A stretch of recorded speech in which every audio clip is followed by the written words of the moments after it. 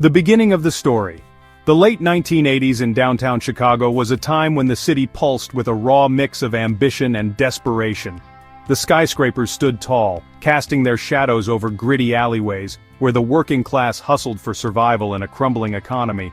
Neon signs buzzed faintly, promising cheap cocktails and worn-out jukebox tunes as the streets buzzed with the restless energy of people trying to make their way in a world that didn't stop for anyone. Yet the promise of urban life had a darker side. In these years of economic stagnation, soaring unemployment, and growing tension, the gap between rich and poor was stark. Families packed into small brownstone apartments or crumbling Victorian row houses, their lives tied together through the shared struggle of getting by. Meanwhile, crime simmered like an unspoken undercurrent snaking through city blocks where trust came sparingly, even among neighbors. Downtown Chicago could feel like a stage where everyone was acting brave, but in the shadows, fear stamped around uninvited, waiting to snatch someone away. On the surface, residents put on a tough front, juggling double shifts at overcrowded diners or slaving over paperwork in corporate offices that still managed to smell faintly of must and burnt coffee. But unseen pressures weighed heavy, especially in those dimly lit streets that were drenched in hushed rumors. It didn't help that tabloid headlines had a way of sensationalizing tragedy, reminding everyone that danger was never far.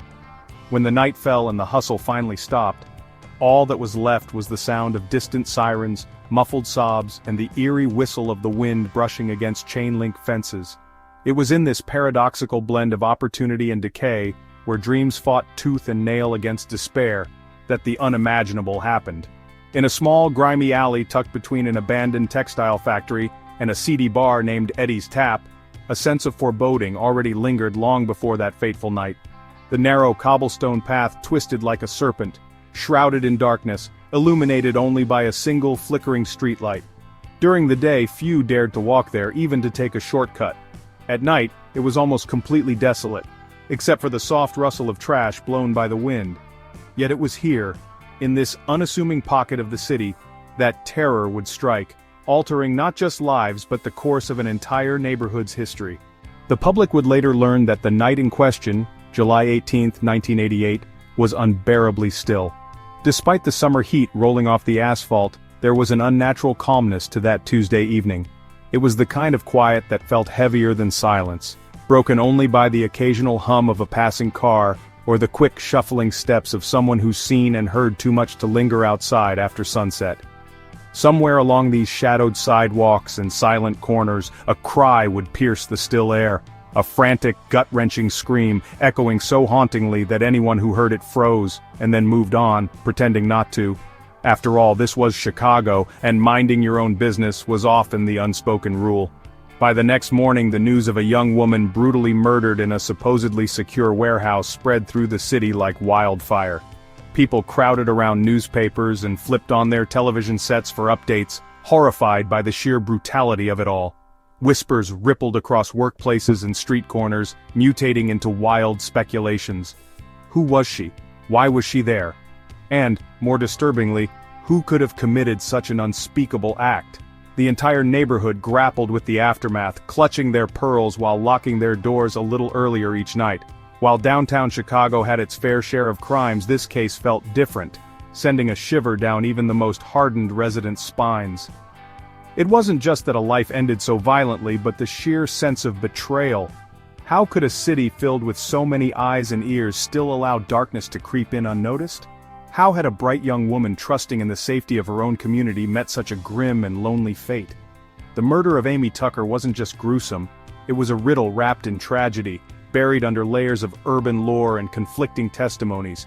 It tore open wounds of mistrust that had been festering in the community for years.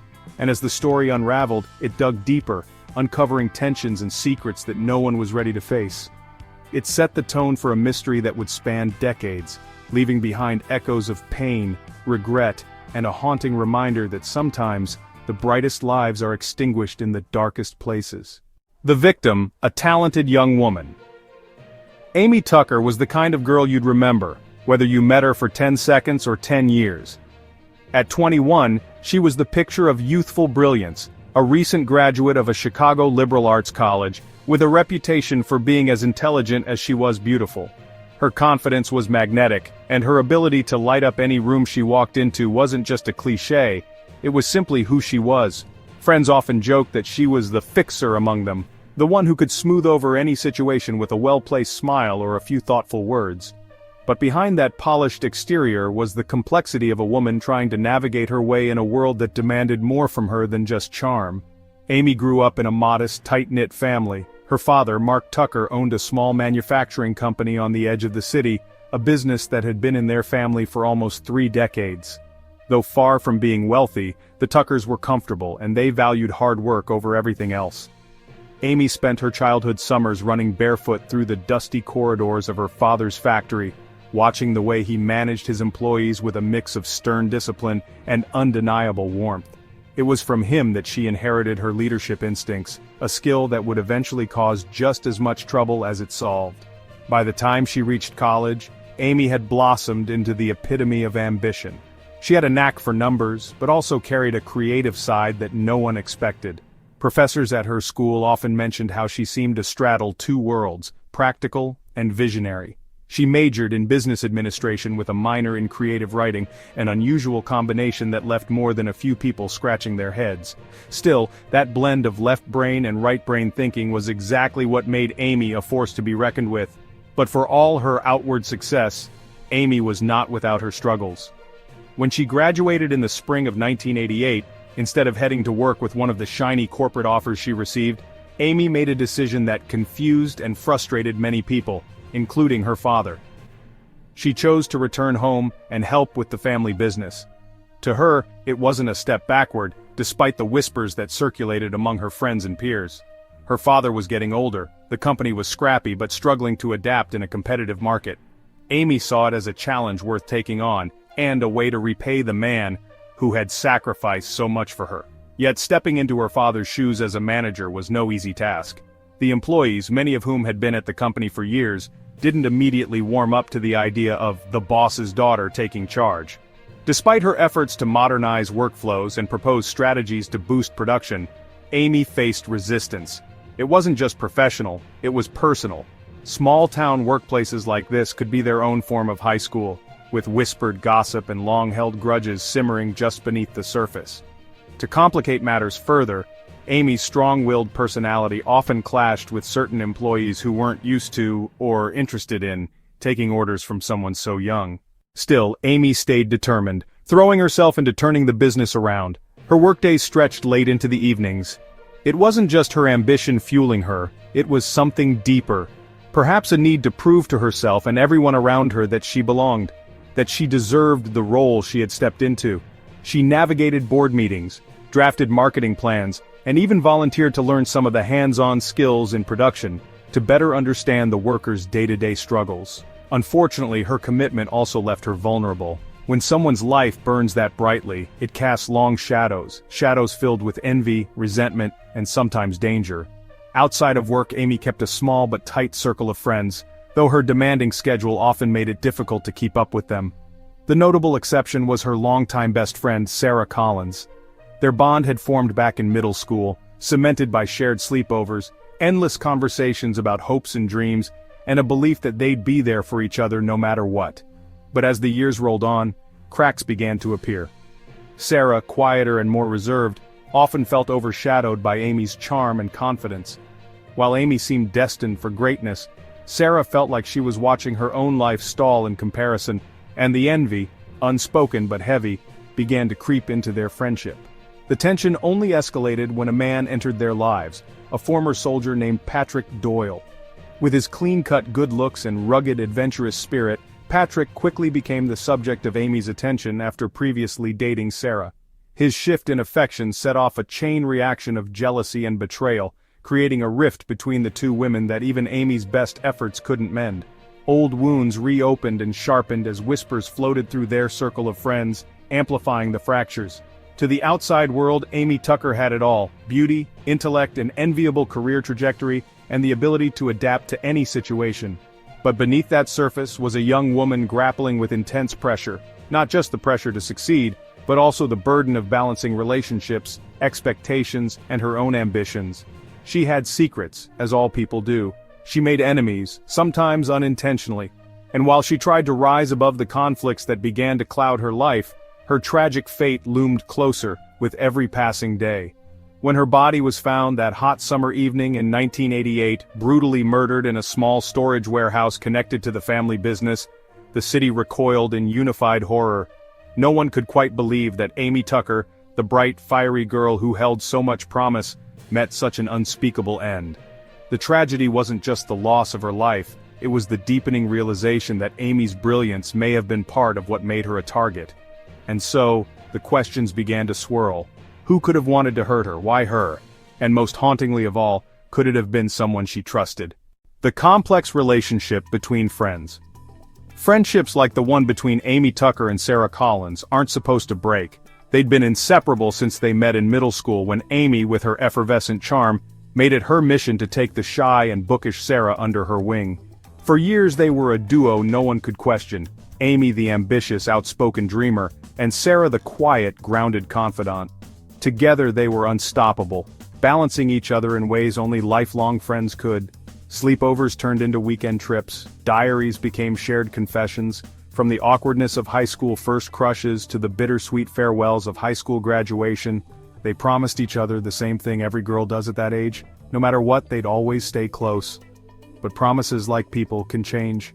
When they both ended up staying in Chicago after high school, Amy and Sarah drew a new dynamic. Amy entered college, set on carving out her path to success, while Sarah opted not to pursue higher education, choosing instead to work and focus on building a quiet, modest life. Amy's world was fast-paced, energetic, and filled with new faces. Sarah's remained stable, tethered to the familiar.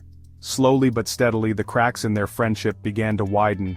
Amy, though loving in her own way, had always carried a certain dominance in their relationship. She was the one who spontaneously scheduled nights out, brought Sarah to social gatherings she wouldn't normally attend, and had a knack for brushing past discomfort with the breeze of reassurance. For years, Sarah admired this boldness. It coated Amy in a kind of invincibility Sarah felt she lacked. But admiration can sour with time, morphing into something more difficult to admit, even to oneself. To the outside observer, it was clear that Amy lived in the spotlight, while Sarah cast the steady shadow. Amy's successes seemed to grow exponentially after college, further materializing the distance between them, not physical or even intentional, but heavy nonetheless. Sarah noticed people gravitated to Amy, enthralled by her confidence and energy. Meanwhile, Sarah's own quiet kindness often went unnoticed. In public, she'd laugh off the comparisons, telling herself it was natural for Amy to outshine her. Yet privately she harbored the sting of being discounted, even in the eyes of people she thought should know her better. Everything came to a head when Patrick Doyle entered their lives. Patrick wasn't just a man, he was a storm. A ruggedly handsome ex-military guy with the kind of dangerous appeal that made women continually glance over their shoulders when he walked by. He first met Sarah at a neighborhood bar on the outskirts of Chicago, and the two quickly struck up a connection. Patrick wasn't necessarily the settling down type, but for Sarah, he represented something thrillingly new. For a while it seemed like Sarah might have her moment, the shy girl who got the guy. The two spent weekends together, talking about his time overseas and her dreams of finally figuring out where she belonged. Amy had even teased Sarah about Patrick, nudging her that she'd finally bagged someone who wasn't a dull accountant or office guy. At first, Amy seemed genuinely happy for her friend. But it didn't last. Patrick wasn't one to resist temptation, and Amy's charm was impossible to ignore. Where Sarah hesitated to assert herself, Amy effortlessly captivated. What began as harmless banter between Amy and Patrick quickly escalated into something with more weight, and deep down, Sarah saw it happening. Every longing glance Patrick threw at Amy, every increasingly flirtatious joke between them. But Sarah, true to form, said nothing, stuffing her growing unease into the recesses of her heart. It all came crashing down during a small house party Amy hosted in her modest yet stylish apartment. Sarah had brought Patrick along to meet Amy's friends, thinking it would be another uneventful evening of drinks and conversation. Instead, she spent most of the night watching Patrick trail after Amy, his obvious attraction practically glowing in the dim candlelight. Sarah's insecurities churned violently, even as Amy seemed blissfully unaware of the hurt she was causing, or worse, as though she wasn't unaware at all. When Patrick began pulling away from Sarah in the weeks that followed, she didn't need an explanation. The truth was unspoken but glaringly clear when Amy started showing up at events with Patrick in tow. If Patrick had been a storm, Amy was lightning, striking down what was left of Sarah's trust in her. Confronting Amy was one of the hardest things Sarah had ever done.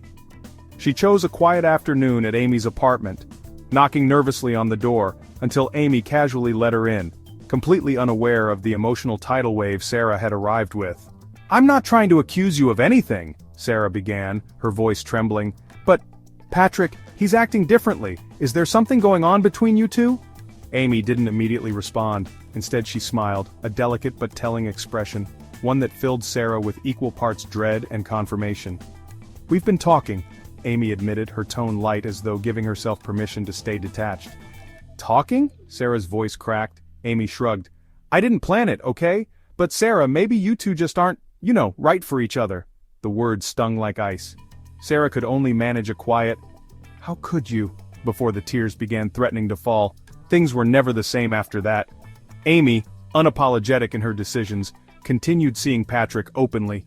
Sarah avoided gathering places where the two might show up, slowly pulling herself out of the friendship that might as well have ended the moment Patrick switched his gaze from her to Amy. For Amy, the rift seemed to slide off her shoulders as effortlessly as anything else in her life. She wasn't one to dwell on losing connections she deemed unnecessary or inconvenient. But for Sarah, the betrayal sat heavy, fueling emotions she rarely allowed herself to feel. Rage, resentment, and longing for justice. Though she wasn't entirely sure how it might manifest, maybe she would have moved past it all with time, if not for Amy's murder. When Amy's body turned up mutilated in the family warehouse, Sarah found herself thrust into the spotlight once again, but this time as the primary suspect. Years of buried hurt, combined with circumstantial evidence, painted a picture of Sarah as a woman scorned, teetering on the edge of her emotional limits. As investigators pieced together their version of what had happened, the tangled history between the two former friends became the central narrative in what would become one of Chicago's most infamous cases. The emergence of the love triangle. Patrick Doyle wasn't just a man, he was a force of nature, the kind of guy who showed up and effortlessly altered the dynamics of any room he walked into. Bursting onto the scene like a gust of wind on a stifling summer day, his confidence was intoxicating and his presence impossible to ignore. A former soldier with a quiet demeanor but an underlying intensity, Patrick carried himself with the slow, deliberate movements of someone used to being in control. His cropped military haircut and sharp jawline made him stand out, even in the bustling bars and crowded parks of downtown Chicago. But what truly drew people in was his energy. A mix of charm, guarded mystery, and just enough danger to spark curiosity. For Amy Tucker and Sarah Collins, Patrick would become the catalyst for everything that followed. Sarah met him first. It was a Friday evening in early spring, the kind of night when Chicago thawed just enough to allow for the promise of warm breezes and lingering sunsets. Sarah had reluctantly followed a coworker to O'Malley's, a dimly lit bar tucked into a corner off State Street, where young professionals nursed cheap beer after work. Sarah wasn't much of a drinker, but she found herself perched at the bar, swirling a soda and fighting back the urge to leave. That's when she noticed Patrick. Or maybe it was Patrick who noticed her. He cut an unconventional profile compared to the buttoned-up office workers she dodged during her daily commute. He wore a leather jacket over a plain white t-shirt, and the way he leaned casually against the bar suggested he was in no hurry to go anywhere. When his eyes caught hers, he smiled. Not the polite, fleeting kind of smile you exchange with strangers on the subway, but one that lingered just long enough to make her feel seen. It was the start of something that could have been her dream come true. Patrick and Sarah began talking, and he was everything she didn't know she wanted. He told her stories of his time in the army, not just the grueling training and deployment tales, but the camaraderie and lessons in resilience. His words painted a picture of someone who'd lived through more than she could imagine, yet carried it all with a quiet grace. They talked for hours that night, both losing track of time until her friend nudged her, reminding her they had work in the morning. Patrick walked her to the door, and as he stuffed his hands in his jacket pockets, he asked if he could see her again. Sarah said yes, and for the first time in what felt like years, she went to bed smiling. Their relationship progressed quickly but quietly. Patrick was different from anyone Sarah had ever dated, strong yet tender, adventurous yet grounded. He wasn't the kind to text obsessively or hover around, but he was always there when it mattered. As weeks turned into months, Patrick began meeting Sarah's friends, and inevitably, that included Amy. If Patrick was a hurricane, Amy was lightning, and when the two finally met, Sarah could feel the spark ignite in the room. It started innocently enough. Sarah had invited a small group over to her tiny apartment to celebrate Patrick landing a new job as a site manager for a local security firm. Amy had been one of the first to arrive, carrying a bottle of wine and exuding her usual effortless charisma. Patrick, always the gentleman, stood to greet her, and at that moment, something unspoken passed between them. Sarah tried to ignore it at first. The way Patrick's smile lingered on Amy just a bit longer than it had with anyone else. Or the way Amy laughed at his jokes with a kind of warmth reserved for old friends. After all, Amy was her best friend. She'd never crossed that line. Or at least that's what Sarah told herself. But things began shifting in subtle, painful ways. Patrick, who had always seemed so steady in his affection, began canceling plans more often, his excuses vague and unconvincing. He started showing up to social events that he hadn't known about prior, only to find Amy conveniently in attendance. Amy, for her part, brushed off Sarah's growing concerns. "You're overthinking it," she'd say. "He's just a friendly guy, you don't have to be jealous." But the words lacked their usual sincerity, and Sarah couldn't shake the feeling that she was losing both her boyfriend and her best friend. The night things came to a head was one Sarah would replay in her mind for years to come. Amy had invited Sarah and Patrick to a rooftop bar downtown, one of those trendy places where the view of the city skyline was worth enduring overpriced cocktails and long lines. Sarah had looked forward to the outing, hoping the light-hearted atmosphere might help rekindle what she felt slipping away. Instead, it only confirmed her worst fears. Amy and Patrick were inseparable that evening, laughing and leaning closer than friends ever should. Amy touched his arm when she spoke, and Patrick hung on to her every word, forgetting Sarah sat just a foot away. It was as though she had disappeared, her voice drowned out in the echo of their private jokes and lingering glances. After that night, Sarah began to notice it all, how Patrick's schedule seemed to align suspiciously with Amy's, how Amy conveniently downplayed her conversations with Patrick. Before long, Sarah discovered she wasn't imagining things. She overheard them on a phone call late one evening, Amy's voice softer and more intimate than it should have been. Sarah confronted Patrick the next day, but he only stared at her blankly, muttering something about how he and Amy had just clicked. There was no apology, no plea to fix things, only an indifferent shrug. With Patrick gone, Sarah turned her anger toward Amy. "You don't even want him," she spit out one afternoon at Amy's apartment. "You just wanted to prove you could take him." Amy didn't deny it. "You think I planned this? It just happened, Sarah. I'm sorry, but we can't help who we connect with." Sarah couldn't bear to hear anymore. She stormed out, slamming the door behind her, leaving their decade-long friendship shattered on the floor.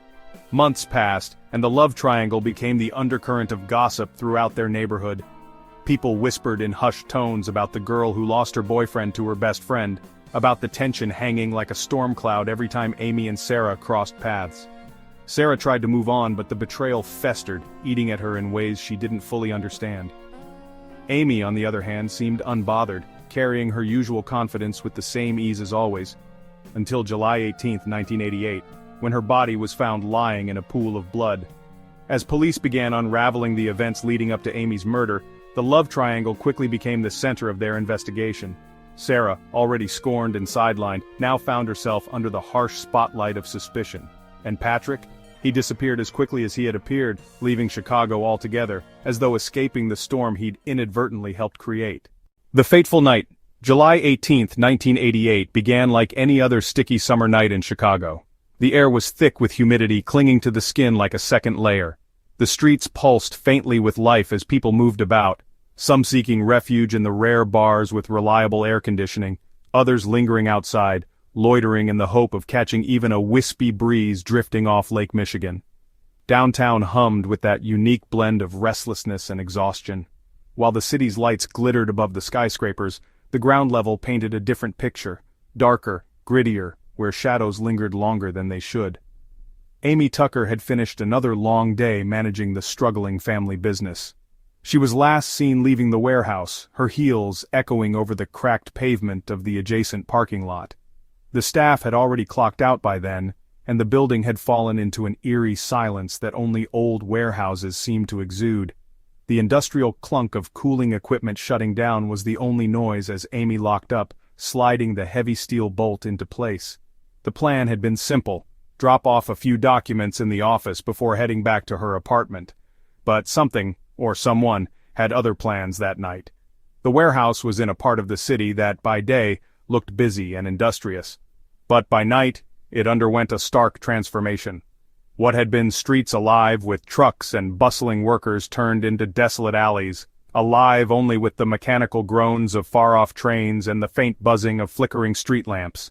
It was the kind of place you wouldn't wander alone after dark, except that Amy had learned to push those instincts aside. She believed in taking the shortcuts when needed, in trusting that her neighborhood, for all its flaws, wasn't as dangerous as the headlines made it out to be. But that night, something felt off. A heat still lingered in the air, though most people had retreated to the safety of their homes or the hazy glow of nearby diners. The silence was deafening. Even the hum of distant traffic seemed quieter, suppressed by an invisible tension that hung over the warehouse district.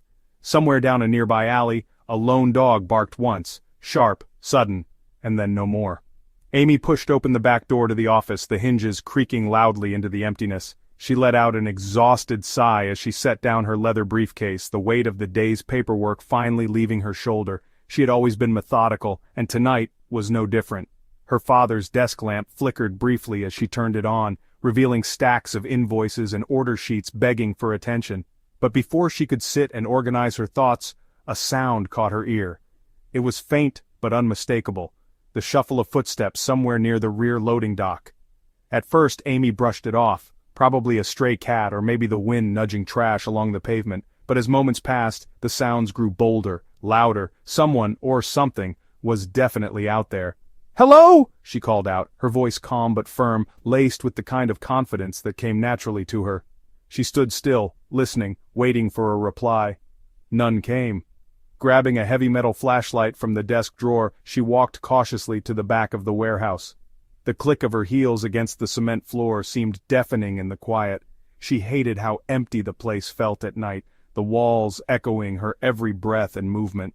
The loading dock was bathed in half-shadows, the dim amber light from an outdoor bulb barely making a dent against the darkness beyond.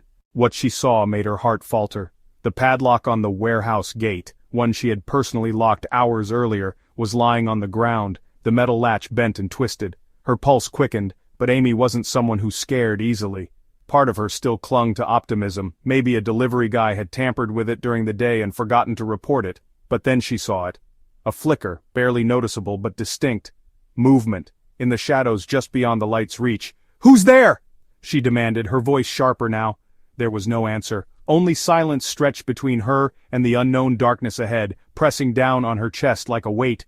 The flashlight quivered slightly in her hand as she stepped forward cautiously. Her shoes struck against the concrete, the sound ricocheting like gunshots in the hollow space. "Listen, if someone's here, the police will be called," Amy said, trying to sound assertive but failing to drown out the tremor in her voice. Then it happened, quickly and violently.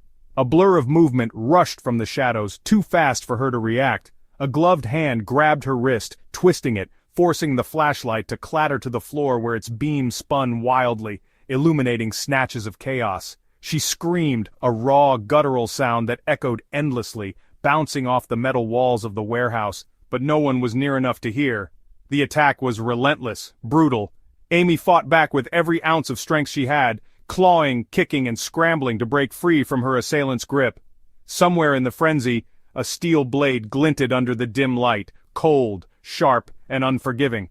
The warehouse, once silent, now roared with the sound of their struggle, the gasps, the dragging of shoes against cement, the heart-stopping clang of a downed clipboard scattering nearby. And then, it ended. The next hours became a blur of darkness and fading warmth. As Amy lay motionless on the loading dock floor, the world outside went on as if nothing had happened. Sirens passed in the distance, oblivious to the horror buried in the industrial shadows. A light flickered overhead, blinking on and off like a final heartbeat until the bulb gave out altogether. By dawn, the alley behind the Tucker warehouse was a crime scene. A passerby on their early route to work spotted what no human should ever have to see. The police were called, and within hours, the area was swarmed. Yellow tape stretched across the perimeter, and detectives stepped past specks of drying blood on uneven pavement. Amy's body lay twisted on the cold concrete, her emerald green blouse torn and slick with the crimson of lost life. The gash at her neck had been deep, a violent cut that left no room for speculation about the killer's intent. Dried blood trailed from her body toward the warehouse door where she had fought desperately to escape. Her face, pale and lifeless, was fixed in a haunting expression, not of fear but disbelief, as though the betrayal that stalked her had been somehow personal. But most chilling of all was the emptiness around her. A place once buzzing with life and machinery had now swallowed the evidence of her final screams, leaving only questions trailing in the investigators' wake. Who could have wanted Amy Tucker dead? Why here, and why now? And above all, how had this bright young woman become another statistic, lost to the shadows of a city that often devoured its own? The answers wouldn't come easily, if they ever came at all. The initial compelling evidence. In the days immediately following Amy Tucker's murder, chaos unfolded like clockwork. The Chicago Police Department knew the brutal death of a brilliant young woman with ties to both business and local society would ignite public fear and media outrage.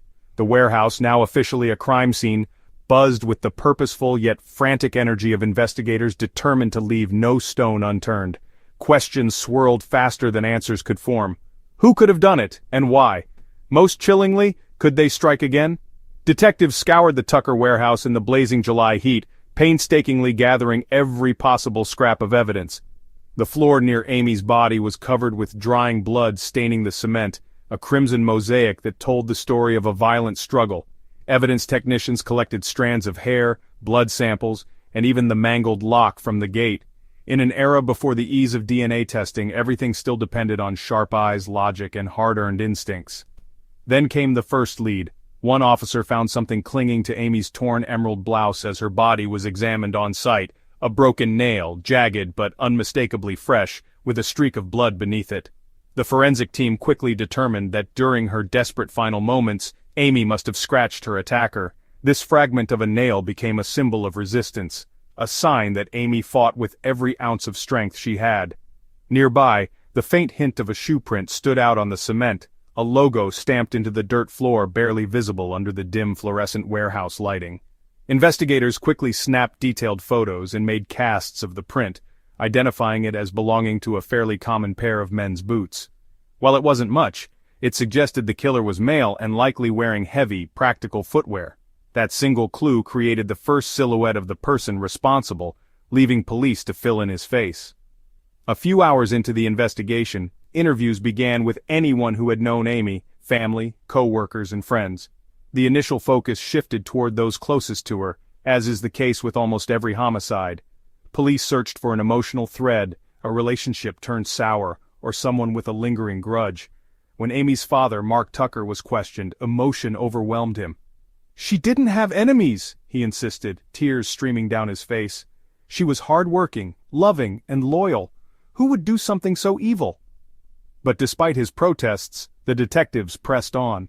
One name kept surfacing in conversations, the name of Amy's childhood best friend, Sarah Collins. Sarah, the prime suspect. Sarah's relationship with Amy was complicated. While many mutual friends shared glowing memories of their bond, others hinted at tension between them in recent months. A breakup, a man named Patrick Doyle who had come between them, whispers of jealousy and betrayal. It didn't take long for these suspicions to propel Sarah to the forefront of the investigation. A bombshell discovery added weight to those suspicions. When officers interviewed Sarah at her modest apartment, they noted faint scrapes on the inner part of her forearm, a detail that raised immediate red flags. Investigators had already surmised that Amy likely fought her attacker, and fresh scratches matched what they'd expect to find on someone who had been clawed during a violent struggle. Sarah was visibly nervous during her initial questioning, and though she denied having any contact with Amy that night, her unease only deepened their suspicions. To make matters worse for Sarah, it wasn't long before her house yielded even more damning evidence. Conducting a routine evidentiary search, investigators discovered a bundle of clothing stuffed into the corner of a laundry basket inside Sarah's bedroom closet. The dark blouse and jeans bore faint smudges of blood. When questioned, Sarah stammered, claiming she had no idea how the blood-stained clothes ended up in her possession. But the damage had been done. Investigators didn't stop there. Multiple witnesses placed Sarah near the Tucker warehouse on the night of July 18th. A man who worked the night shift at a nearby garage claimed he saw a woman matching Sarah's description walking briskly through an alley adjacent to the warehouse. She looked upset, he recalled, scratching his head nervously during questioning, like she was trying to get away from something, or someone. The pattern was becoming clear. A narrative took shape that pointed directly at Sarah, a spurned friend, perhaps harboring both resentment and heartbreak. With her proximity to Amy's warehouse that night, coupled with the scratches on her arm and the blood-stained clothes in her home, law enforcement believed they had their prime suspect wrapped in a bow. Sarah faces law enforcement. On the morning of July 21st, 2 detectives showed up at Sarah's apartment unannounced, armed with more questions and a mounting conviction that she was their killer. Sarah, pale and trembling, answered the door reluctantly.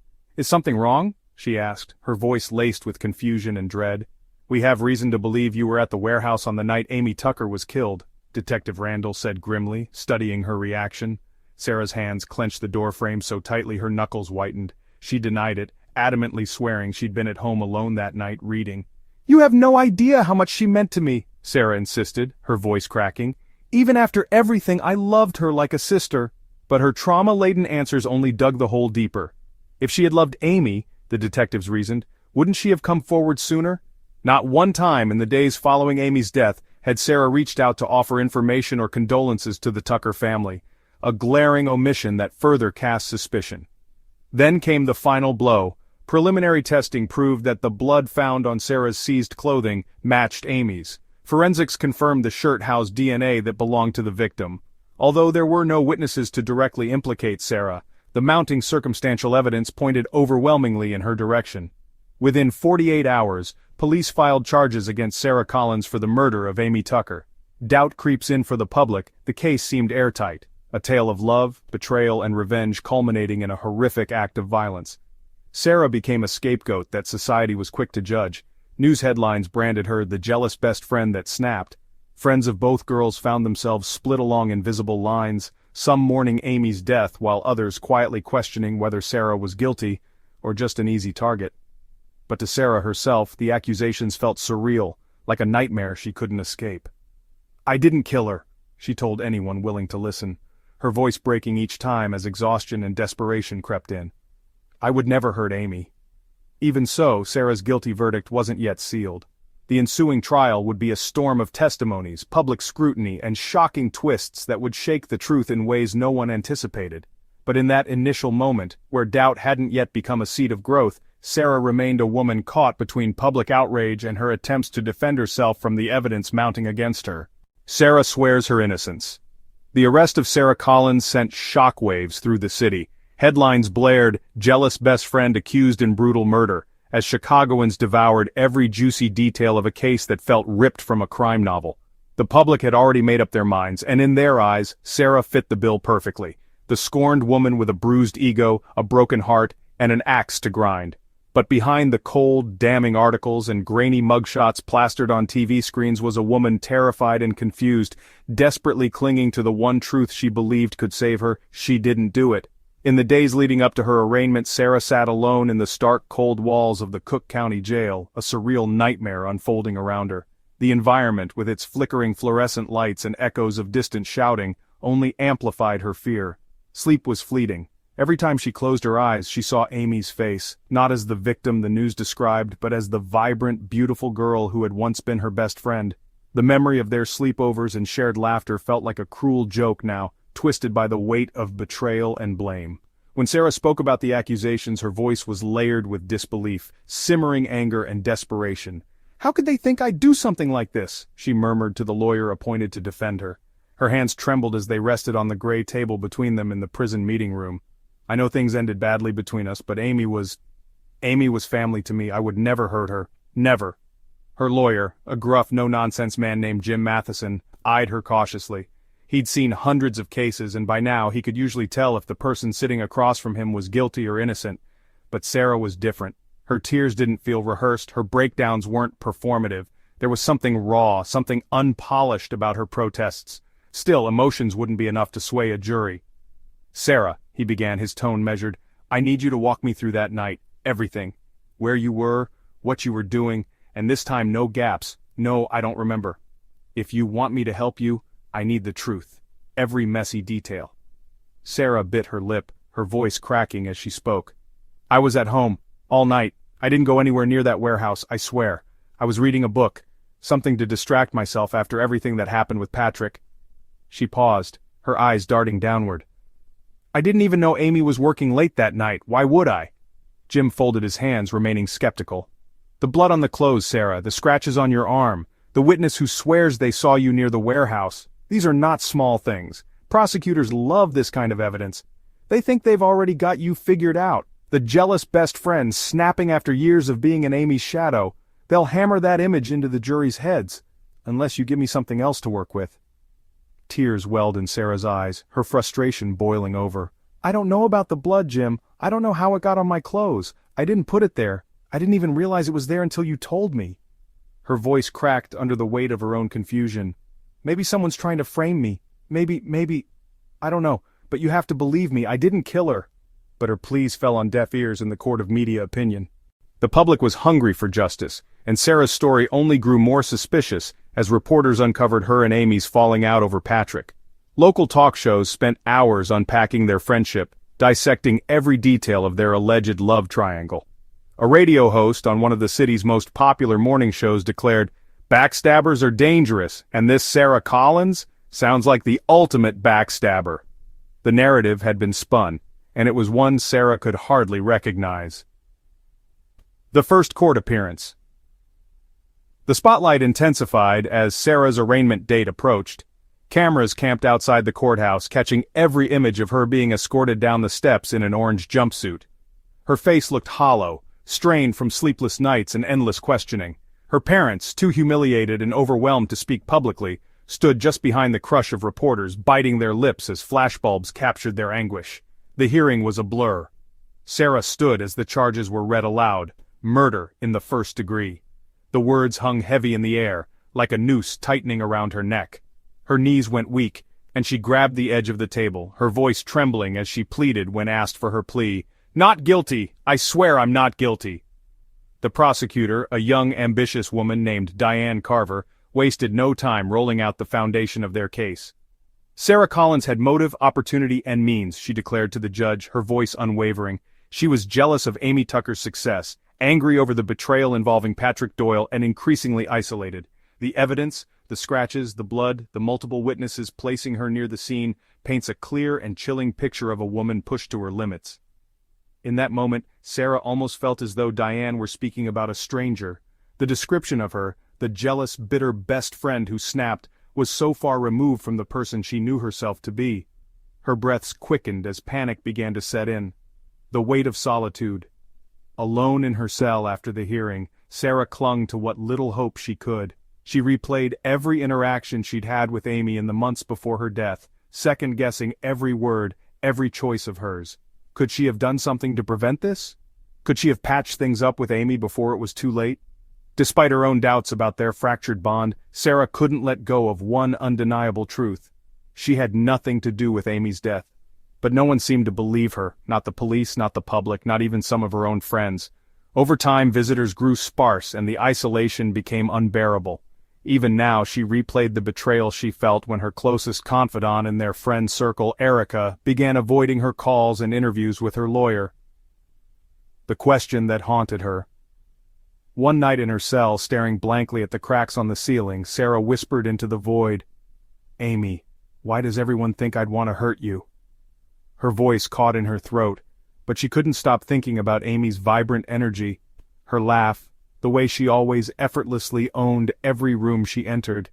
She wished more than anything she could go back and tell Amy how much she admired her, despite their falling out, but no such chance would ever come. Instead, Sarah was left trapped, standing in the unbearable shadow of a crime she swore she didn't commit. Sarah's unexpected confession, during the trial. The courtroom was packed the day Sarah Collins took the stand. Every bench in the gallery overflowed with spectators, reporters jostling for the best angles while the hum of whispered speculation filled the room like static electricity. The public hadn't been able to look away from this case, a brutal murder, a tangled web of betrayal, and a woman accused of killing her best friend. Sarah's testimony was the moment everyone had been waiting for. Would she break down, confess? Was she the cold-blooded killer the prosecution painted her to be, or was she the victim of a system hungry for answers? Sarah walked to the witness stand under the watchful eyes of dozens of strangers. Cameras clicked furiously, and the murmurs grew louder until the judge's gavel silenced the room. She looked markedly different from the vibrant woman she had been months prior. Her once bright eyes were shadowed by sleepless nights, her cheeks hollow, her figure fragile. Clad in a modest black dress provided by her legal team, she gripped the edge of the stand as though it might steady her against the weight of what was to come. Her lawyer, Jim Matheson, began the questioning. He approached cautiously, aware of just how much was riding on this moment. "Sarah," he said softly, "you've told us over and over that you didn't kill Amy Tucker. Can you help the court understand, not just that you're innocent, but everything leading up to her death? Who were you in those final weeks?" Sarah swallowed hard, her fingers trembling as they clutched the edge of the stand. She took a deep breath. "I was lost," she admitted, her voice shaky but resolute. "Amy and our relationship wasn't the same anymore. She was my best friend, my family, but things had changed, and I didn't know how to handle it. She was magnetic, you know? When she walked into a room, everyone turned to her and I was just invisible. And then Patrick, he only made it worse." The mention of Patrick Doyle was like a match to dry tinder. A ripple shot through the crowd, whispers ignited like a wildfire, and the reporters scribbled furiously. The judge's gavel came down again, bringing order to the room. Jim stepped in closer. "Sarah, you're saying that Patrick made things worse. How so?" Sarah flinched slightly, her gaze dropping to her lap. "I was in love with him," she confessed, her voice almost a whisper. "At least I thought I was. But he didn't love me. He wanted her. Amy. It didn't matter how hard I tried to hold on to him. The second Amy walked into the picture, I didn't exist. And she—" Her voice cracked, years of bottled-up emotion spilling over. "She didn't even care. She didn't see what it was doing to me." This was all the prosecution needed. Diane Carver, the sharp and unrelenting prosecutor, stood from her desk. "Objection, Your Honor," she called, her tone dripping with control and confidence. "The defendant is attempting to emotionally manipulate the jury. Where's the evidence?" The judge waved her down, motioning for Jim to continue. "Proceed carefully, Mr. Matheson," he warned, but his expression softened as he looked at Sarah. She didn't look like a manipulator. She looked like a woman on the edge. Jim leaned toward her with a softer tone. "Sarah, I understand this is painful, but I need you to clarify something for the court. Did you blame Amy for what happened with Patrick?" There was a pause. The courtroom seemed to collectively hold its breath. Sarah looked up, her eyes glistening with tears. "I did," she admitted, her voice breaking. "I blamed her for everything, for taking Patrick, for always being the one everyone wanted to be near.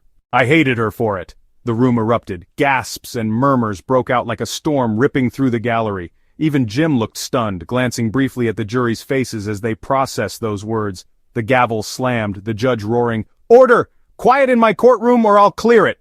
When the noise settled, Diane Carver wasted no time. She shot out of her chair, her heels clicking sharply against the polished floor as she strode toward the stand. "Ladies and gentlemen of the jury," she began, her voice piercing, "you just heard the defendant herself admit that she hated Amy Tucker. A hate rooted in envy, in betrayal. These are not the words of an innocent woman. They are the confessions of someone consumed by rage and jealousy." Sarah's face turned pale.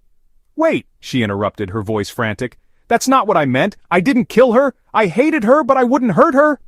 "Really?" Diane pivoted swiftly, her gaze laser-focused on Sarah. "Because when someone carries that kind of resentment, that kind of anger, it doesn't just go away."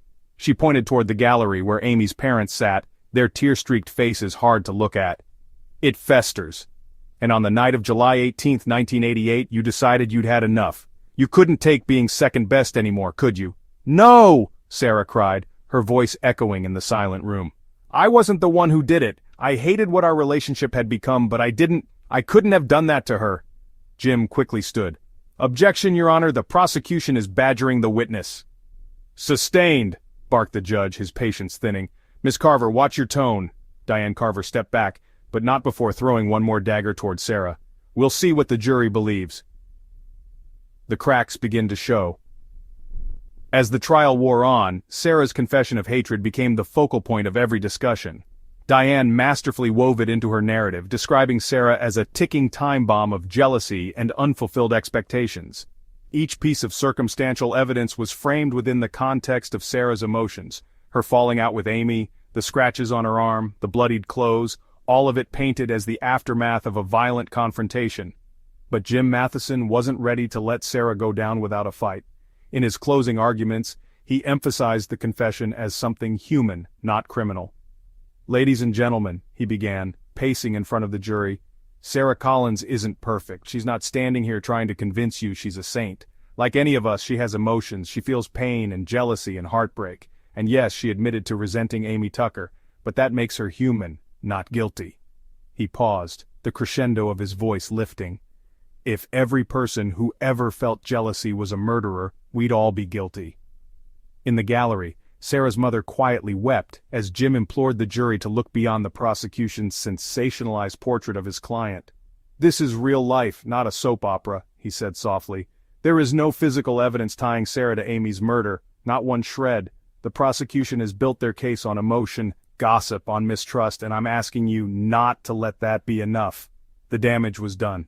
Despite Jim's arguments, the seed of doubt had already taken root. Sarah's confession hung heavy over the courtroom, whispered into microphones by journalists who eagerly awaited the jury's verdict. Though she swore she didn't kill Amy, her emotions, raw, unfiltered, and human, became her undoing. The truth buried for 15 years. For 15 long years, the tragic story of Amy Tucker's murder remained firmly etched into the collective memory of Chicago. A beautiful young woman with a bright future, brutally taken in her prime. A bitter love triangle, headlines splashed with tales of jealousy and betrayal, and a jury that quickly found Sarah Collins guilty. It was a case that had gripped the public at the time, and devastated those closest to the two women. Yet behind the verdict that brought a semblance of closure to the city, lay a secret that would go unspoken for over a decade. Sarah Collins had been executed in the spring of 1990, maintaining her innocence until her last breath. Her name became a cautionary tale, a whispered tragedy in the annals of Chicago crime and justice. As the years rolled by, Amy's family faded from the spotlight, retreating into their private grief. The Tucker warehouse was sold off to developers, the site of the murder reduced to a parking garage. Life moved forward, but beneath the surface of that forward motion sat a hidden truth, suffocating in the shadows. It wasn't until the summer of 2003 that the truth began to resurface, but not in the way anyone expected. A disturbing encounter. The breakthrough came during a routine arrest. In July of 2003, police picked up Gregory Todd, a vagrant with a history of petty crimes, on charges of shoplifting at a convenience store just west of the Chicago Loop. Todd was the kind of man who had spent much of his life slipping through the cracks. A drifter, a loner, often in trouble but never for anything particularly serious. On the surface it seemed like another routine booking, one of 1,000 forgotten faces passing through the city's justice system. But when officers ran Todd's fingerprints through the database, something unexpected occurred. An old, long-forgotten lead from 1988 popped up on their systems, flagged as unsolved evidence in the Amy Tucker murder case. Todd's prints matched the partial ones found on the broken gate lock at the warehouse the night Amy was killed. Most officers in the precinct were too young to immediately recognize the case, but one retired detective, still connected to the department as a consultant, remembered it vividly. Not just the gruesome details, but the media frenzy, the high-profile trial, and of course, Sarah Collins. The match raised questions, but it wasn't enough to implicate Todd fully. It was, after all, a partial print, easily dismissed as a coincidence in the chaos of a busy industrial site. Still, it was enough to prompt police to dig deeper. What they uncovered would unravel everything the public thought they knew about the infamous case. Gregory Todd's confession. During routine interrogation, Todd was standoffish at first, treating the shoplifting charge as the minor inconvenience it was to him. But when detectives casually mentioned the print that linked him to a cold case, they caught a flicker in his eyes, confusion, then caution. It wasn't the response of an innocent man caught by surprise, it was someone weighing his options. It took hours to break him down, but when he finally spoke, what he said sent shivers through the detectives in the room. Without prompting, Todd began to recount details of the night of July 18, 1988. Details no one outside of law enforcement and forensic experts could possibly know.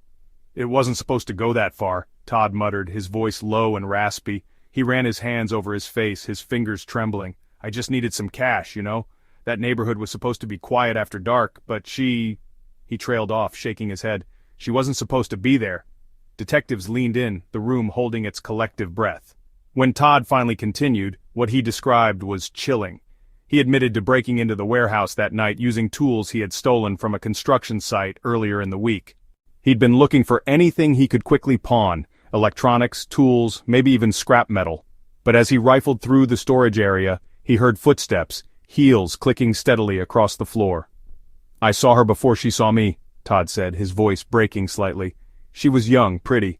She looked like someone who had a lot to lose. I panicked." According to Todd's confession, Amy had caught him in the act. When she demanded to know what he was doing there, he claimed she even offered to call the police rather than confront him further, clearly trying to de-escalate the situation. But Todd, overwhelmed by fear and desperation, lashed out.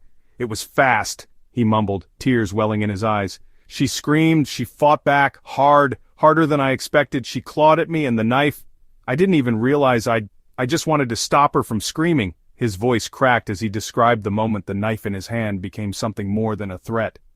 "I didn't mean to kill her," he whispered over and over, a mantra of guilt that echoed against the cold interrogation room walls.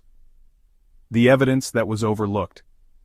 Gregory Todd's confession was not only specific, but eerily consistent with the forensic evidence from the scene, much of which had been dismissed during Sarah's trial due to a lack of direct ties to her.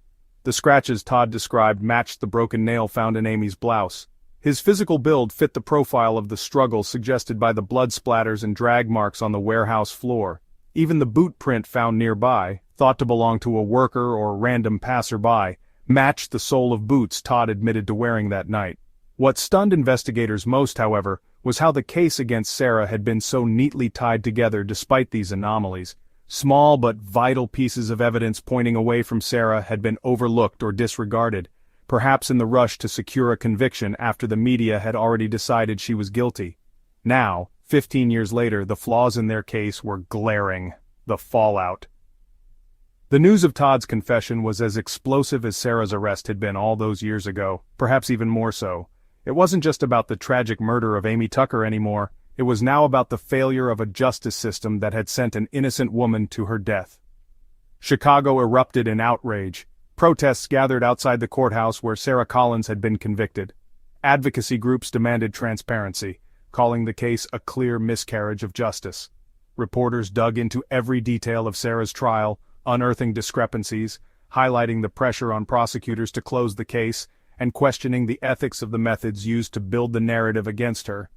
Amy's family, long silent after years of grieving, issued a tearful public statement. "We thought we had found closure," her mother, Diane Tucker, said on live television, her voice shaking. "But that closure came at the cost of an innocent woman's life. That's not justice, that's a tragedy. A tragedy without redemption." Despite the truth finally emerging, there was no redemption to be found in the story of Sarah Collins. She was gone, executed for a crime she hadn't committed. Her family, once ostracized from their community as the killer's people, now faced the unbearable weight of being right all along, and losing their daughter to a system they couldn't fight. Gregory Todd was convicted swiftly after his confession, but even that was cold comfort to those left in the wake of the devastation he caused. For Chicago, the case became a grim reminder of justice gone wrong, a lesson in the dangers of rushing to judgment. But for those closest to Amy and Sarah, it was something far crueler. A story without heroes, without villains, and without a happy ending. Gregory Todd's shocking revelation. By the time Gregory Todd's confession surfaced, Chicago was already haunted by the shadows of Amy Tucker's tragic murder. The city had moved on, or at least pretended to. The Tucker warehouse, now long demolished, had been replaced by a glossy parking garage that stood as a symbol of urban renewal. Amy's murder, Sarah Collins' trial, even her eventual execution, these were stories that faded into urban legend, recalled only in passing by true crime enthusiasts or those old enough to remember the media frenzy. That all changed on a humid summer day in July of 2003, when Gregory Todd, a man no one had ever heard of, shook the foundation of a case that had long seemed closed. A chance discovery. Gregory Todd was picked up on a small theft charge, shoplifting, a petty crime that barely made ripples on the radar of the Chicago Police Department. He was a vagrant by then, living off scraps, frequently in and out of shelters, and often running afoul of the law for minor offenses. It was a life that had largely gone unnoticed by society, just as he preferred. The events that led to the revelation began when officers ran Todd's fingerprints through the central database during his routine booking. It was standard procedure, one of those automations that usually yielded no surprises. But this time, a match lit up on an old, dormant file. The fingerprint, partial, smeared, was from 15 years earlier, found on the broken padlock at the Tucker warehouse the night Amy Tucker was brutally killed. No match had ever been made before, and the evidence wasn't substantial enough at the time to lead the investigation in a new direction. After all, the narrative had already been established. Sarah Collins had been guilty, and the public had demanded swift justice. But now, the dormant fingerprint labeled unresolved evidence was throwing everything into question, fitting the pieces together. Todd initially played it cool during his interrogation. He assumed this was just an old mistake popping up. After all, his fingerprints might have been picked up at 100 places over the years. He was a drifter, and drifters didn't leave clean trails. But the investigators interviewing him weren't looking at him with the same easy dismissal. "Gregory Todd," Detective Cruz said, leaning forward in his chair, dropping the manila folder with a deliberate thud. "Your print came back on a case we haven't touched in 15 years. Don't tell me you don't know what this is about." Todd's demeanor shifted imperceptibly, a twitch of his jaw, a flickering glance toward the door. But still, he said nothing. Detective Cruz let the silence stretch in the stale room. "Amy Tucker, July 18th, 1988. You remember that name, don't you?" Still nothing. "Let me refresh your memory," Cruz continued, his voice gaining weight. "Downtown murder in a warehouse. Teenage beauty queen turned family business manager. Killed by her so-called best friend in a jealous rage, or so everyone thought. And here's the fun part, Todd. Your fingerprints were on the lock to the gate. So, let's talk about it." Todd shifted uncomfortably in his chair, his silence screaming louder than words. Cruz didn't need a confession, not yet. He needed just enough reaction to figure out where to push harder. The weight of that fingerprint had the detectives digging into Todd's background over the course of hours, not just his petty crimes, but his presence in Chicago in 1988. Bit by bit, the puzzle began falling into place. The more Cruz pressed, the more it became clear Todd's connection to that night wasn't circumstantial, and sooner than anyone expected, Todd finally cracked. "It wasn't supposed to happen like that," Todd muttered, barely audible at first. Detective Cruz froze. He motioned for his partner to quietly start recording. Quietly, he leaned back, letting Todd fill the air with his unraveling thoughts. The confession. "You think I planned this shit?" Todd snapped suddenly, his voice shaking. "I'm not some monster. I was just trying to survive, that's all it was." "That's all it's ever been." "What happened, Gregory?" Cruz asked, his voice calm but firm. "Start at the beginning." Todd inhaled deeply, his shoulders slumping as though the weight of those 15 years was crushing him all at once. "That warehouse," he began, staring into the table as if it might hold the answers. "Construction site tools, equipment, spare cash, that's all I was looking for. It was simple. It was supposed to be simple." By Todd's account, he had been desperate that night, a runaway, cycling through squats and shelters, drifting between jobs that never paid enough. For him, the abandoned-looking Tucker warehouse had seemed like an open invitation. "I figured it'd be empty at night," he said, his voice trembling. "Hell, it was near midnight. I didn't think anybody'd still be working there." Todd took a deep breath before continuing. "I got in through the gate, had to cut the lock, but once I was inside it was easy. No alarms, no cameras. I started checking for anything I could sell, power tools, industrial parts, scrap metal. But then..." His voice broke slightly and he paused. "Then I heard her heels, you know, that sound, click, click, click, getting closer. She wasn't supposed to be there. I didn't know what to do." According to Todd, his first instinct was to run. But Amy had already seen the broken lock. By the time she spotted him rifling through a shelf, her voice echoed sharply in the cavernous space. "Hey, what are you doing here?" she shouted, her voice more assertive than afraid. Todd had panicked. "She started walking towards the phone," he muttered under his breath. "I knew she was going to call the cops. I knew I couldn't go back to jail." It was here that Todd's story turned grim. In his desperation to stop Amy from alerting anyone, he lunged toward her. A struggle ensued, and Amy, determined not to go down without a fight, fought harder than Todd had anticipated. "She scratched the hell out of me," he admitted, his hand unconsciously brushing one of his arms. "She screamed so loud I thought somebody was going to come running any second. But no one came." "The knife," Todd whispered, his voice barely above a breath. "I don't even know how, I couldn't think straight. She wouldn't stop clawing at me. She wouldn't let go." For a long moment, the room was silent. The only sounds were the faint hum of a fluorescent light and the frantic scratching of pens on notebooks as the detectives wrote everything down. Todd's hands trembled as he covered his face. It happened so fast. 1 second she was standing, the next, she was on the floor. His voice cracked, his shoulders heaving. I didn't mean, it wasn't supposed to end like that. Unraveling the lies. Todd's confession stunned the investigators, not just for its contents, but for the alarming clarity it brought to light. Sarah Collins had died for a crime she hadn't committed. Every piece of circumstantial evidence that had been used against her, Amy's broken nail, the scratches on Sarah's arms, the bloodied shirt, came into focus as an egregious misreading of the truth. The scratches, Todd admitted, were from Amy fighting him with everything she had. The broken nail found under her blouse, which had been a cornerstone of the prosecution's argument, was from her desperate attempt to protect herself, not from some fabricated struggle with Sarah. Even Todd's panic after the attack brought chilling new perspective. The bloodied shirt Sarah had been convicted over, likely evidence accidentally planted after Todd fled the scene, his own bloody handprints touching objects he left behind in the dark. The fallout Gregory Todd's confession sent shockwaves reverberating across Chicago. Not only had the city learned that Sarah Collins had been innocent, but it also became clear just how far the justice system had failed her. For 15 years, the truth had been buried under rushed conclusions, media narratives, and a desperate desire to hold someone accountable for Amy Tucker's death. But now, the truth was out. The tragic miscarriage of justice for Sarah Collins.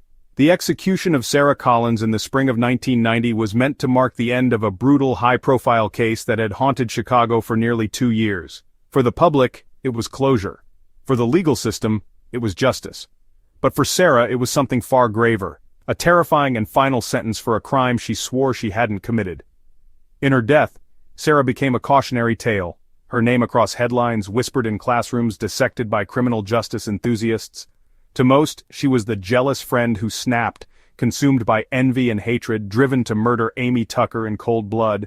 But beneath the surface of that well-manufactured narrative lay not a killer, but a young woman, unjustly condemned by a society all too eager to find a villain. Her story didn't end with vindication. It ended on a gurney in Illinois' execution chamber, her protests drowned out by the cries for retribution, her name forever tarnished by conclusions drawn too fast and too carelessly. The final months of Sarah Collins. The months leading up to Sarah's execution were a hellish limbo.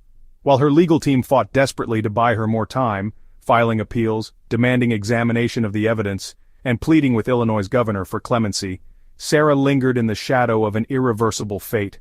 Her days blended into one another, punctuated only by the shuffle of guards' boots, the rattle of meal trays, and the occasional distant echo of shouted arguments in other cells. Solitary confinement gave her time to think, far too much time. She spent hours replaying her last memories of Amy, their arguments, their laughter, the bond they'd shared growing up that had unraveled into something bitter and strained toward the end. In the quiet of her cell, Sarah clung to one heartbreaking truth, that she had loved Amy, even in their worst moments. Why couldn't anyone see that, she wondered? Why hadn't the world believed her when she said she wasn't capable of such a horrific act? But the world didn't care about Sarah's feelings, her convictions, or even the mounting doubts simmering on the edges of her case. The public wanted a story of jealousy and revenge, and Sarah's story fit perfectly. The media savaged her, painting lurid portraits of her uncontrollable temper, her obsessive envy of Amy, and what they called her descent into madness. Every top headline stated the same: Sarah Collins, scorned best friend turned killer, a family left in pieces. For Sarah's family, the ordeal was doubly punishing. Her parents, Barbara and Thomas Collins, bore not only the grief of their daughter's impending execution but also the shame cast upon them by the court of public opinion. Friends turned their backs, neighbors stopped speaking to them. They became the family of the murderer, shunned at church services, whispered about in grocery store lines, and hounded by reporters searching for salacious details. Barbara Collins, a quiet woman who used to bake pies for the entire block during the holidays, no longer left her house. Thomas, a retired mechanic, visited Sarah every week on death row, but even he found it difficult to maintain faith as his daughter's appeal after appeal was rejected. She was our girl, Barbara would later say in a rare newspaper interview years after Sarah's death. She was stubborn, yes, she was fiery, sure, but a killer? To think the world believed that of her. She broke down, unable to finish the sentence. Even Sarah's little brother Daniel, who had idolized her growing up, became caught in the crossfire of societal judgment. In school, bullies called him the brother of a murderer, until he eventually dropped out. It felt like the whole world decided we were guilty too, Daniel would say years later. For a family that had already endured so much, Sarah's execution wasn't just the loss of a daughter, it was the loss of their identity, their place in the world. The moment of no return. On the morning of her execution, the air in Joliet Correctional Center was heavy with silence. Outside, protesters gathered in two factions, one crying for justice, holding signs that said things like, "One life for another," and another begging for mercy, urging the state to reconsider ending a life based on circumstantial evidence.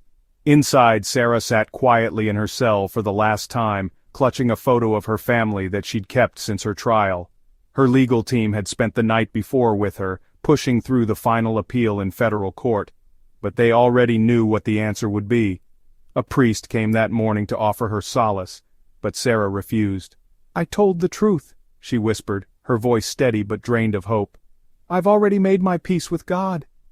As they prepared her for her final steps, she gave a haunting final statement. "I hope one day you'll all know the truth," she said to the room, her voice breaking as tears welled in her eyes. "I didn't kill Amy, I loved her." Those were the last words Sarah Collins spoke as she was led into the execution chamber, the aftermath of death. Sarah's execution didn't bring the sense of closure her accusers had envisioned. While Amy Tucker's family maintained a steely silence in the days following Sarah's death, the cracks in the public's confidence in the case began to widen. Journalists, once eager to paint Sarah as a vengeful monster, started looking closer at the evidence, or lack thereof. Small details began surfacing, the weak forensic links, the over-reliance on circumstantial evidence, and the way prosecutors leaned heavily on the narrative of jealousy without hard proof. Even those who had testified against Sarah began questioning their memories with time. One neighbor who claimed to have seen a woman matching Sarah's description near the warehouse on the night of the murder later admitted she couldn't be sure of what she saw. Another co-worker of Amy's revealed that the prosecution pressured them to describe Sarah as volatile, when in truth she had never seen Sarah lose her temper. As these doubts reached the surface, they were dismissed as irrelevant by the legal system. The case was closed. Sarah was gone. The story, to most people, was over. 15 years of silence. For 15 years Sarah's name remained a scar in Chicago's history, a symbol of alleged betrayal and evil. Her family, unable to afford further investigations, retreated into private grief. Amy's family tried to move on, though rumors of doubt about Sarah's guilt began to plague even their inner circle. Those who still believed in Sarah's innocence were drowned out by a loud and unforgiving system determined to protect its conviction. But the truth, as it often does, has a way of resurfacing. When Gregory Todd's confession emerged in 2003, every headline that had once vilified Sarah shifted overnight. Suddenly, the jealous best friend became the innocent scapegoat in one of the most tragic miscarriages of justice in Illinois history. Sarah had never scratched Amy. Sarah had never left her home that night. Sarah had never killed her best friend. Her family's cries of vindication were too late to save her. The people who once spat her name now whispered it with shame and regret. Activists used her story as a rallying cry for criminal justice reform, but those reforms meant little to the Collins family, who could never get their daughter back. Legacy of injustice. Today, Sarah Collins serves as both a symbol and a warning. For her family, she represents an unshakable truth: that society's rush to judgment destroyed an innocent life. For activists and scholars, her case highlights the flaws in a justice system plagued by preconceived narratives, public pressure, and moral certainty in the absence of irrefutable facts. For Chicago, Sarah's story remains a haunting reminder of the cost of failing to truly listen. Her name, once synonymous with betrayal, is now etched into history as a symbol of irreversible injustice. An ending full of questions. Even with the truth unraveled at last, the case of Amy Tucker's murder and Sarah Collins's wrongful execution left gaping wounds that time alone could not heal. Gregory Todd's confession in 2003 brought answers, yes, but these answers only deepened the sorrow and unease surrounding a story steeped in tragedy. For every piece of clarity that emerged, new doubts, questions, and haunting what-ifs took their place. Amy's murder now had a confessed perpetrator, but the consequences of the case had snowballed far beyond that brutal night in July 1988. The truth that Gregory Todd killed Amy wasn't enough to dispel the lingering shadows of betrayal, systemic failure, and incomprehensible loss. Instead, it left Chicago grappling with whether true justice had ever been possible. For Sarah Collins's family, the exoneration that arrived 2 decades too late felt nothing like relief. It was a hollow victory, one that highlighted the cruel reality of a punishment so final it left no room for redemption. Gregory Todd's execution, justice delayed, or something else? One of the most contentious questions following Gregory Todd's confession was whether his eventual execution in 2005 could truly be called justice. After years as a drifting, forgotten figure in society, Todd found himself at the center of the renewed frenzy surrounding the Tucker case. When convicted, he never argued for his innocence. If anything, he appeared resigned to his fate. "I know I deserve whatever's coming," he said during his sentencing hearing. "I've been carrying this weight for years. Maybe this is the only way it ends." Todd's admission of guilt satisfied no one. To the families of Sarah and Amy, his languid acceptance of his crimes only underscored how tragically avoidable the entire chain of events had been. What was the point, some wondered, of putting Todd to death now when the real damage had already been done? Gregory Todd's confession may have revealed the truth, but it couldn't undo years of pain and loss. His deliberate choice to remain silent about the crime while Sarah was on trial raised the chilling question: how many undeserving lives have been sacrificed to the silence of others? Even the public, once howling for punishment, felt unsure as Todd's execution date loomed. This wasn't a victory. It was a punctuation mark on a tragedy that had no redeeming lessons, no winners to speak of. Todd's death, in the end, felt like the closing of a book that no one wanted to keep reading. Patrick Doyle's disappearance, a ghost left unanswered. One of the most perplexing figures in the story remained Patrick Doyle, the man at the center of the love triangle that had spiraled into tragedy. When Amy's murder first shook Chicago, Patrick had managed to evade much of the spotlight, retreating into quiet obscurity as the court system and media chewed through Sarah. By the time attention turned back toward him years later, after Todd's confession, Patrick had vanished entirely. Some speculated that Patrick had retreated out of guilt. Did he carry the weight of knowing he had played a role in the unraveling of 2 lives, Amy's and Sarah's? Could his betrayal and subsequent departure have nudged a fragile balance, contributing to the chain of misunderstandings, anger, and emotional devastation that led to Sarah's wrongful conviction? For others, his disappearance was less about shame and more about self-preservation. Patrick, they theorized, didn't want to be tied to a story so tangled in tragedy. Or worse, people whispered, maybe he knew more than he ever let on. While neither Gregory Todd nor any evidence directly implicated Patrick and Amy's death, his sudden detachment from both women's lives remained a question mark. Did he run from grief or from something darker? No one ever knew for sure, and in the end, Patrick became another ghost in a case already crowded with them. Sarah's execution, an uneasy precedent. When Gregory Todd's confession became public, the Illinois justice system faced scathing criticism, not just for sentencing Sarah Collins to death, but for how easily her guilt had been accepted by so many at the time. Her trial, prosecutors admitted after the fact, had leaned not on irrefutable evidence but on what one investigator chillingly described as a story that made sense. Sarah's apparent jealousy, the scratches on her arms, the blood-stained shirt, these had all been circumstantial evidence weaving a narrative more captivating than accurate. With Todd's confession, the missteps became undeniable. Small but critical inconsistencies that had been ignored, witnesses pressured into dramatizing their accounts, and an over-reliance on emotion-driven storytelling to sell Sarah's supposed guilt to the public and jury alike. The fallout of these revelations was seismic. Advocacy groups demanded reforms. Politicians scrambled to distance themselves from past decisions that had supported Sarah's execution. The case became a defining justification for then-Governor George Ryan's halting of the death penalty in Illinois in 2003. "It's tragic enough that someone innocent spent years in prison for a crime they didn't commit," Ryan said at a press conference addressing wrongful convictions. "But executing an innocent person? That's a mistake from which we can never recover." For the Collins family, the attention felt hollow. The damage was done, and no amount of apologies or public gestures could change that. Sarah's mother, Barbara, refused to participate in interviews after Todd's confession, dismissing journalists with a cutting line that perfectly summed up her grief. "We lost Sarah twice, once when the world decided she was guilty and then forever in '90. Don't tell me the truth makes it any easier."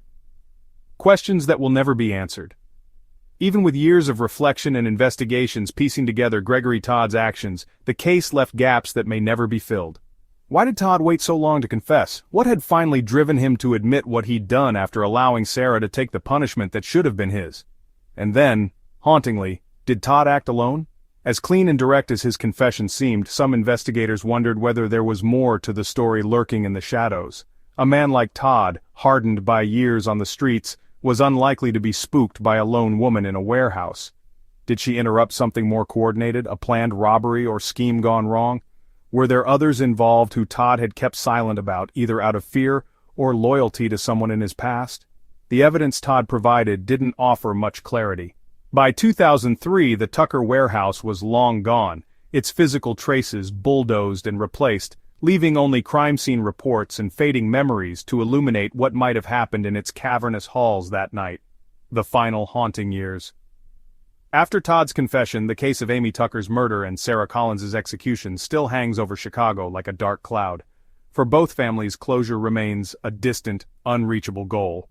Amy's parents, once defiant in their belief that Sarah was guilty, have retreated into quiet regret, their pain complicated by the knowledge that another family lost a daughter because of a mistake. Sarah's family, though vindicated in the court of public opinion, still carries the heavy burden of her absence. "How do you heal?" Sarah's brother Daniel asked in an interview years later, "when the person you loved didn't just die, but died for something they never did? You can't forgive a mistake like that, you just can't." Chicago, too, remains haunted, not just by the events of July 18, 1988, but by everything that followed. Sarah, Amy, Gregory, they've all become symbols in a tragic narrative, but their humanity is what lingers most. A young woman betrayed by those around her, another snuffed out by senseless violence, and a man whose consequences finally caught up to him too late to save anyone. The Tucker warehouse is gone. Patrick Doyle is nowhere to be found, but the echoes of that fateful night, and all the lives it destroyed, still ripple through the city, leaving the haunting question in their wake: how many more truths remain buried?